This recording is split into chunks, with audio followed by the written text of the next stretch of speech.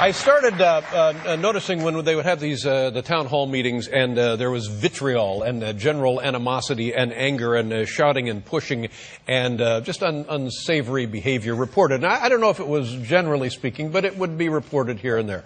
And then within the last week, a couple of days ago, Jimmy Carter started talking about this behavior and was speculating that perhaps this unease or poor decorum was because people was rooted in racism.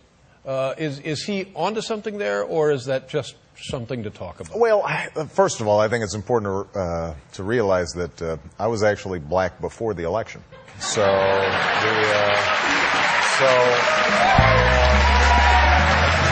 Really? This is true. This is true. So, how long have you been a black man?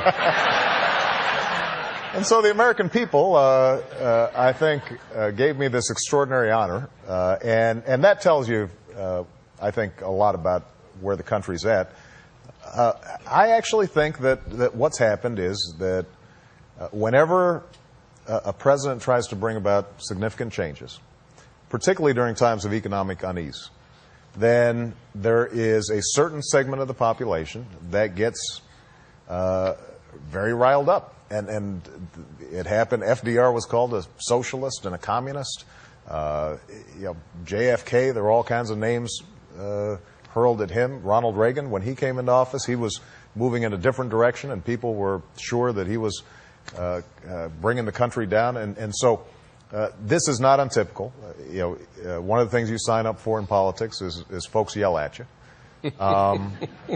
But I think that what has been missing from the conversation is that the overwhelming majority of people, Republican or Democrat, I think they just want to see some common sense. They want to see some honesty and integrity in Washington.